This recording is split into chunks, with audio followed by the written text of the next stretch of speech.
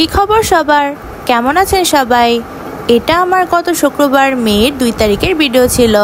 সেই দিন দুপুরবেলা আমাদের একটা বৌভাতের নিমন্ত্রণ ছিল। তো বৌভাত খাওয়া তো 3টার মধ্যে শেষ হয়ে গিয়েছে। এরপর কি করা যায় ভাবতে ভাবতে আমরা দুজন যেহেতু রেডিই ছিলাম, তাই চলে গিয়েছিলাম আমাদের ময়মনসিংহের পার্কে। পার্ক বলতে আমাদের ময়মনসিংহের জয়নাল আবেদিন পার্কে চলে গিয়েছিলাম। আমরা যখন গিয়েছিলাম তখন প্রায় বিকেল 4টার মতো বেজেছিল। তো 4টার সময় যেহেতু ছিল, শুক্রবারও ছিল, তাই মোটামুটি ভালোই মানুষ ছিল। আমরা অনেক দিন পরে বিকেলবেলা পার্কে গিয়েছিলাম।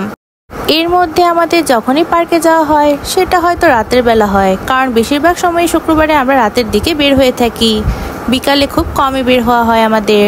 আর আমাদের জয়নাল আবেদিন পার্কের কোল ঘেঁষে তো রয়েছে এই ব্রহ্মপুত্র নদ।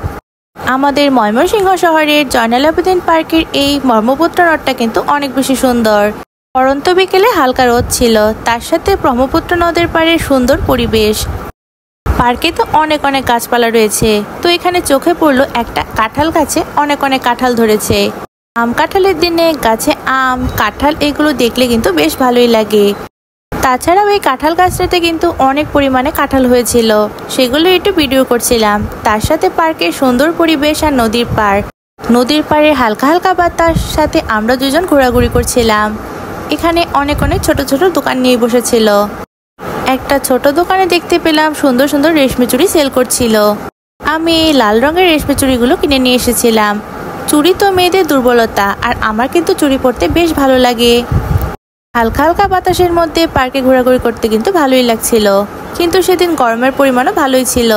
এই গরমের ওয়েদারে ঠান্ডা যদি কিছু খাওয়া যায় তাহলে তো কলিজাটা একদম ঠান্ডা হয়ে যায়।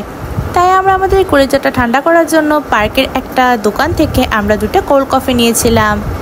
এই কোল্ড কফিগুলোর প্রাইস নিয়েছিল 80 টাকা করে। কোল্ড কফিটা খেতে কিন্তু ভালোই লাগছিল। এই গরমের ওয়েদারে পার্কের নদীর পাড়ে বসে ঠান্ডা কোল্ড কফি খেতে কিন্তু বেশ মজা লাগছিল।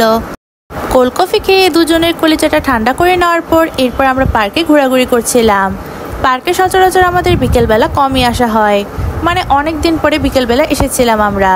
আর পার্কে আসলে যে জিনিসটা মিস করা যাবে না সেটা হচ্ছে ফুচকা। তো এখান থেকে আমরা 1 প্লেট ফুচকা নিয়েছিলাম।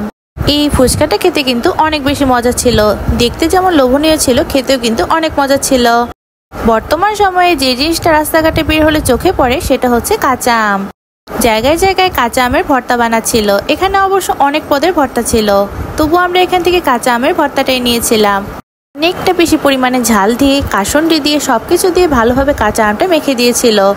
কাঁচা আম খাওয়া কিন্তু অনেক পুষ্টিকর, ভিটামিন সি রয়েছে। আমার তো প্রায় সময়ই কাঁচা আম খাওয়া হয়, আর সেদিনের ভর্তাটাও খেতে কিন্তু অনেক মজা ছিল। লোভনীয় ঝাল কাঁচা আম ভর্তা খেতে আর পার্কের সুন্দর পরিবেশের সাথে আজকের ভিডিওটি আমার এই পর্যন্তই। তোমাদের কাছে আমার ভিডিওটি কেমন লেগেছে অবশ্যই কিন্তু কমেন্ট করে জানাবা। আর ভালো লাগলে একটি লাইক করে দিবা সবাই। নেক্সটে আবার দেখা হচ্ছে। টাটা সবাইকে।